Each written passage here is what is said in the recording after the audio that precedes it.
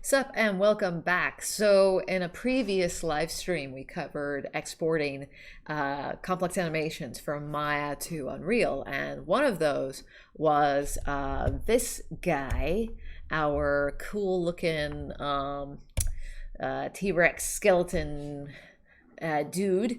And we exported him as Alembic. Because he's got a very complex rig with multiple rigs and multiple skinning to a point where if Unreal's going to throw up huge errors going, I've found multiple root joints and I only want one root joint and you can try and insert that and rebuild retroactively fix the rig for Unreal, which I've been working on for quite a few days, and I've managed to get different parts of the rig to come in, but I haven't yet gotten the full rig to come through.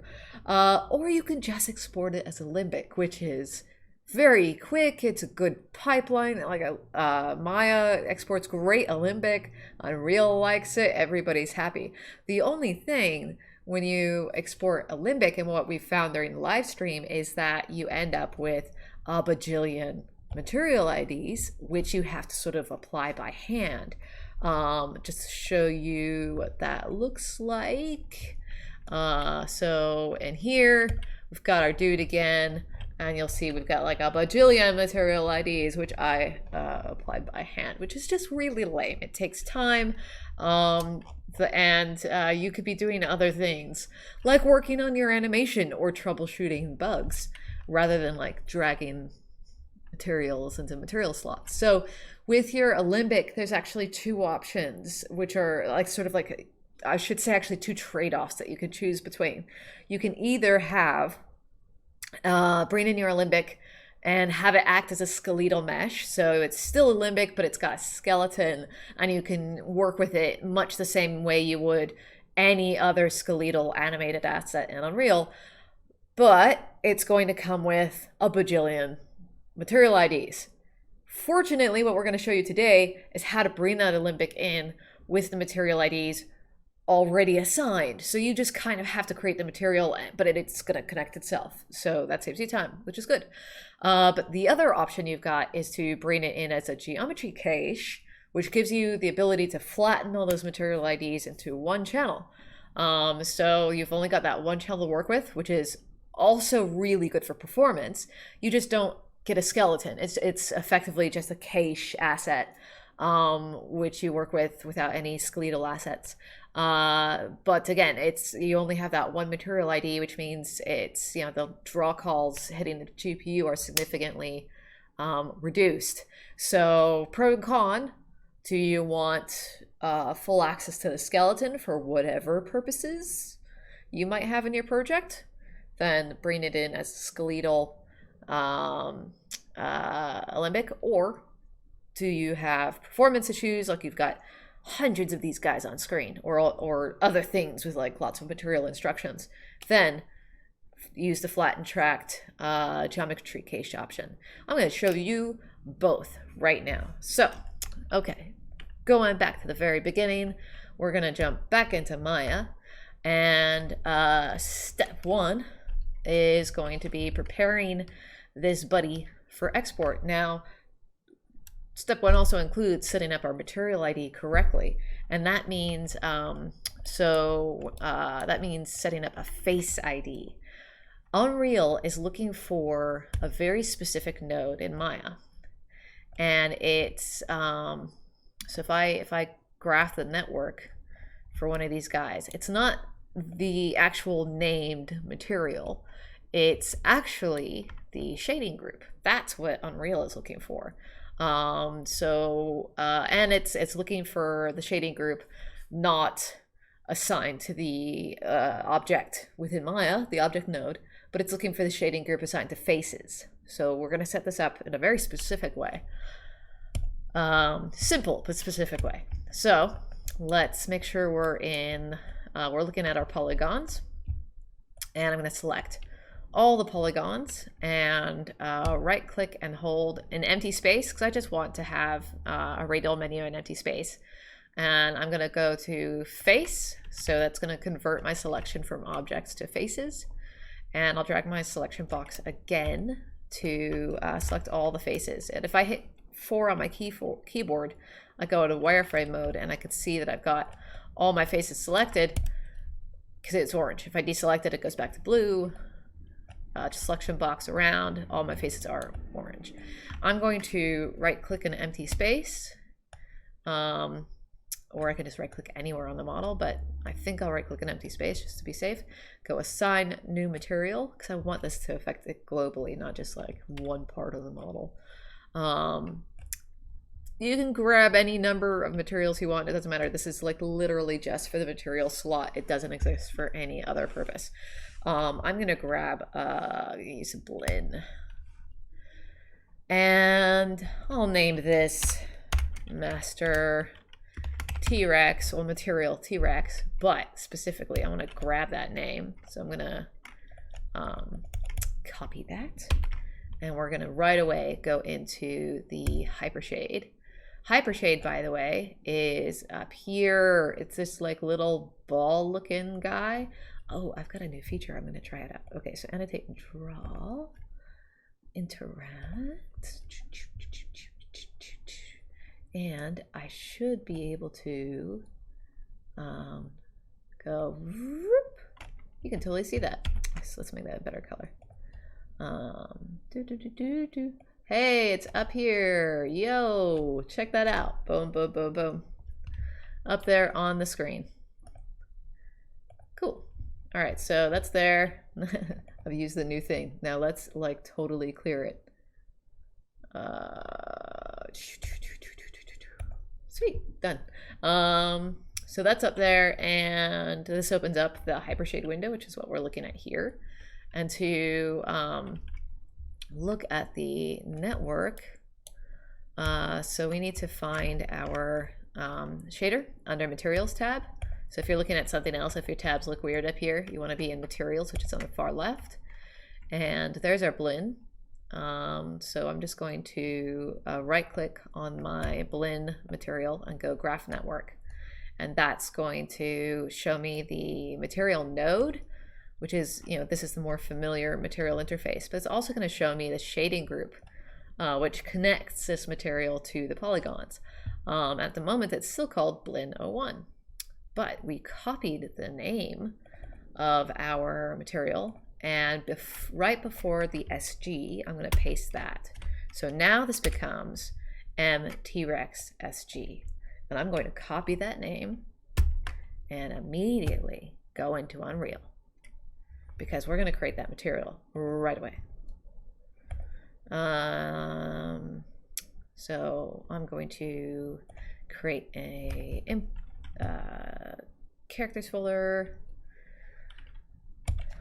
I'll create a voxel vagrant folder. So everything I do is going to live under voxel vagrant, and I'll create this characters folder.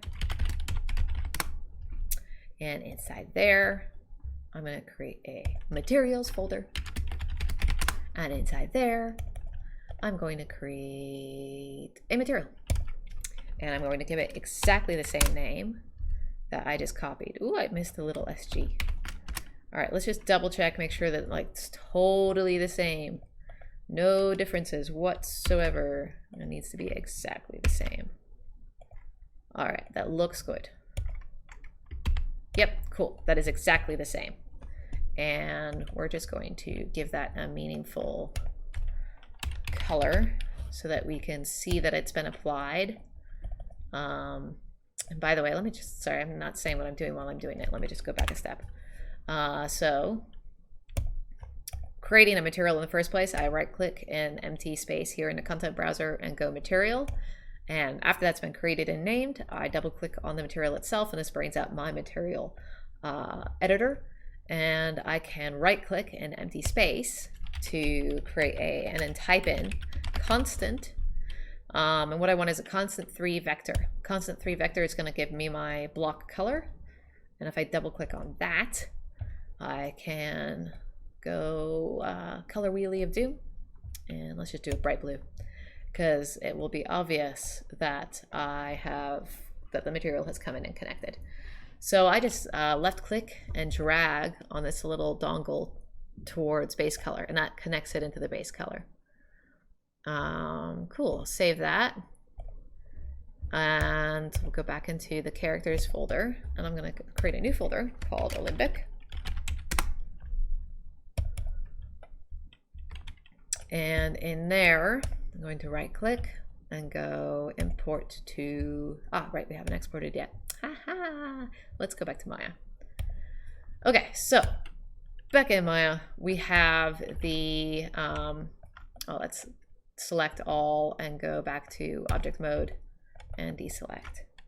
So back in Maya, so you can tell that we've got our blend's been assigned to him, and animation is still working, not that it would break for any reason for creating a material. And now we're going to do the export for the Alembic with a couple of very specific settings for that Alembic to go through. So under Cache, and by the way, you can find Cache, I don't even know if I'm saying Cache right. There's so many different ways to say it. Cache, Cache, Cache. It's under the rigging menu, and you can change your context menus with this little drop down, which is on the upper left hand corner of Maya. You've got modeling, rigging, animation, effects, rendering, etc. So under rigging or animation, either one, they both have the same menu. You can go to Cache, Alembic Cache, export selection to Alembic options. And I'm going to bring my little options window into view. So if I sort of, I wish I could make this bigger. All right, so everything's at default up here. It's just picking up my time slider. And down in advanced options, what we want to have selected, stripped namespaces will rip out any namespaces that Maya has added if you imported this or you're using the reference manager. Super useful because Maya likes adding a bunch of superfluous names, and Unreal hates superfluous names, so at least this gets them getting along a little bit better. UV right, you want your UVs to come across. Right, color sets and face sets, you want your color sets, with the material we just created, but you also want the IDs associated with the faces. I'm also doing world space export, just so I can get like my where it is in relation to 000. I'm gonna write visibility, so I definitely want visibility to be on. And finally, write UV sets. So these are the settings I've been using that have worked really, really well for me. And I'll just go export selection. And I'm exporting that into my project folder in Cache and Alembic. And I will call this one Tricks ID. Export selection, it's going to go through the animation. So it will step through that. Takes a minute, so just maybe have a sip of coffee if you haven't in a few minutes.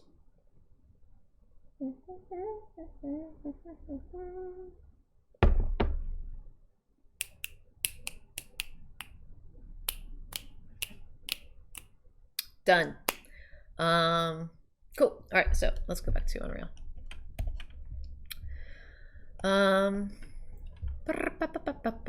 Okay, so in my voxel vagrant characters Alembic folder, I'll go import. So I'm just right clicking an empty space here and go at the top of my menu. I've got import to voxel vagrant, and here is my T-Rex ID.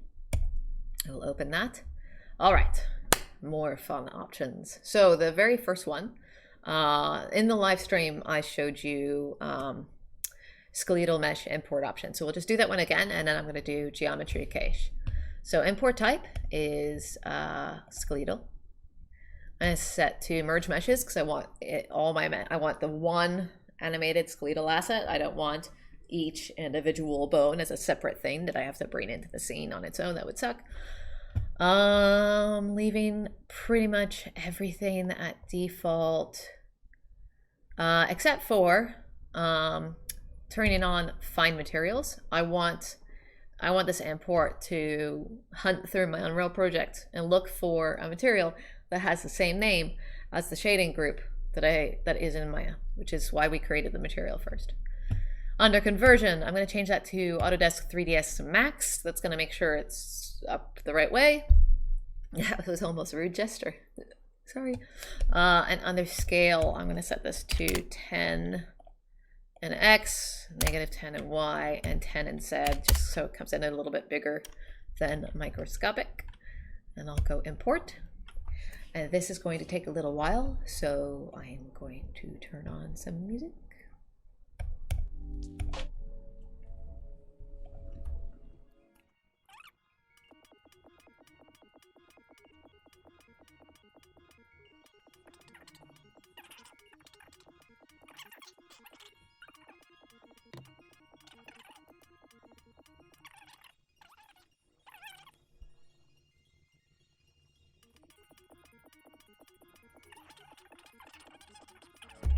There it is.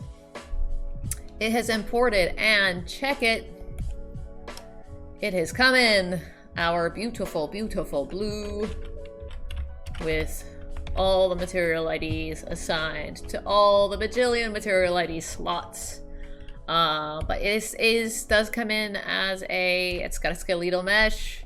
It's got a skeleton. We could create a physics asset for this.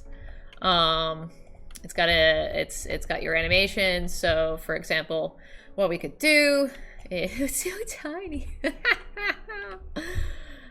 I scale that up, and I can, in its details panel, which is on the right hand side here, I can change animation mode to use animation asset, T-Rex ID animation. If I go to simulate, which is under my play menu, got another animation going on in here. So it just goes dunk, dunk, dunk, dunk, dunk. But the cool thing about a skeleton, I'm gonna have to go look this up. I saw this done the other day, really creating a physics asset off of a skeleton. Create animation, the pose asset. But I'm gonna have to look that up before I try and do it in this video, because I can't see that anywhere, which is kind of sucks. All right, so coming back to that one later, because I totally want to cause this guy to, I want to simulate some physics and call this guy to die. I think that would be really, really funny. Anyways, let's delete him for now. Come on, go away. Okay, so that was our skeletal asset. And I'm just going to go new folder, and we're gonna drop all those into skeletal. And then we're going to import this as a geometry cache. There's our T-Rex ID again. And I just want to show you those options. So let's change our import type to geometry cache. Experimental. And we want to make sure that under geometry cache, flattened tracks is turned on. And that's going to, what flat tracks does is it takes all your material IDs and it collapses them into one, which is totally useful and what we want. I'm scrolling down. Find materials is on. Again, we wanted to try and find the material we already created. And it's got the same settings I had before, which, just to remind you, was 3ds Max with X set to 10, Y set to -10, and Z set to 10 again. We're going to go, cool, we'll hit import. And then we go back to waiting.